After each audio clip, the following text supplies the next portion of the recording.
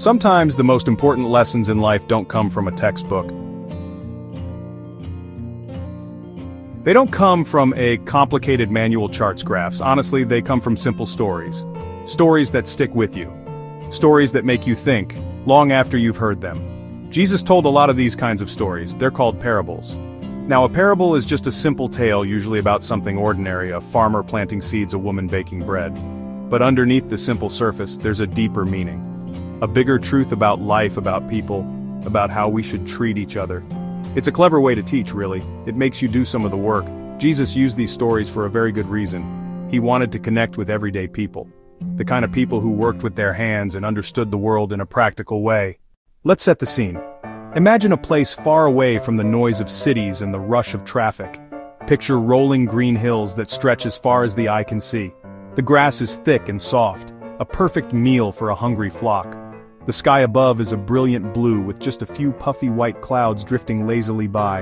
You can hear the gentle bleating of sheep, the buzz of insects in the tall grass, and the sigh of the wind as it moves through the valleys. It's a peaceful place, a simple place. This is the office of a shepherd, a job that hasn't changed much in thousands of years. It's a job of patience, watchfulness, and deep responsibility. The shepherd is a man who knows this land like the back of his hand. His skin is weathered by the sun and the wind, his hands are calloused from gripping his wooden staff, and from helping deliver newborn lambs. He doesn't have a corner office or a fancy title. His wealth isn't measured in dollars, but in the health and safety of his flock. He knows each sheep, not just as a number, but by its personality. His flock is everything to him, his entire world. Among the 100 sheep, there was a sense of belonging. They moved together, they ate together, they rested together. There is a certain safety in numbers, a comfort in being part of a large, unified group. The sound of the flock was a constant, gentle hum of activity, but let's be honest, not every sheep is the same. Just like people, they have their own little personalities. Old, wise ewes who knew the routines by heart and never strayed far. Rambunctious young rams, always butting heads and testing their strength. Curious ones. The ones whose eyes seemed to look a little further, whose minds seemed to wonder what was just over the next hill. One sheep in particular had this spirit of curiosity in spades. This particular sheep wasn't bad, he was just easily distracted. He saw a butterfly fluttering just beyond the edge of the flock and thought, I'll just follow it for a second. The world suddenly seemed much bigger to the little sheep. The patch of clover he had been so focused on was now far behind him. He lifted his head, expecting to see the familiar sea of woolly backs in front of him, but they weren't there. He saw only the tall grass swaying in the breeze. He heard the wind, but not the comforting bleating of his friends. A flicker of confusion shot through him. A pang of real fear followed. He turned one way, then another. The landscape, which had seemed so friendly and inviting just moments before, now felt vast and empty. He was alone. He let out a small, hesitant baa. The sound was swallowed by the immense silence of the hills. This was a lonely sound, a question with no answer. He started to walk, then trot in the direction he thought the flock had gone. But every hill looked the same. Every clump of trees was a stranger. The sun, which had been a warm friend on his back, now seemed to beat down on him. He felt exposed and vulnerable. Panic began to set in. He was lost, truly and completely lost. He huddled behind a large rock, trembling, not knowing what to do next.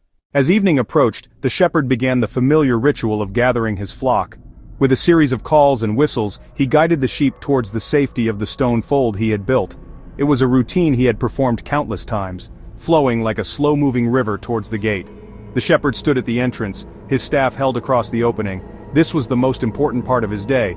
It was his final check, his inventory, his promise to himself that everyone was accounted for. One by one, the sheep passed under his staff. He counted softly to himself. 95, 96, 97. The numbers were a familiar rhythm, a comforting cadence at the end of a long day. He reached the end of the line. He finished his count. 98, 99. He paused. 99, not 100. A knot tightened in his stomach. One was missing. For this shepherd, 99 was a failure. The shepherd didn't just wander aimlessly. He was a professional. He began his search in the last place he remembered seeing the entire flock together. He scanned the ground, looking for tracks, looking for a sign of which way the little one might have gone. The fading light was his enemy, making the task harder with every passing minute. He called out the sheep's name, a special sound he used for that particular one.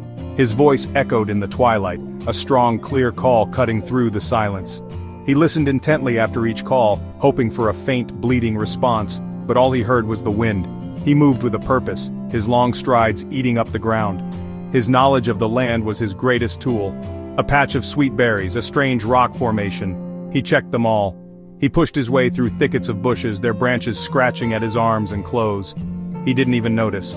His focus was entirely on the task at hand, which freed him to devote all his energy, all his attention, to the one who was lost.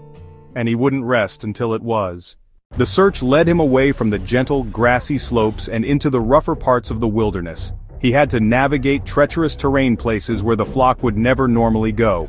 He carefully made his way down a steep, rocky ravine, his staff helping him keep his balance on the loose stones.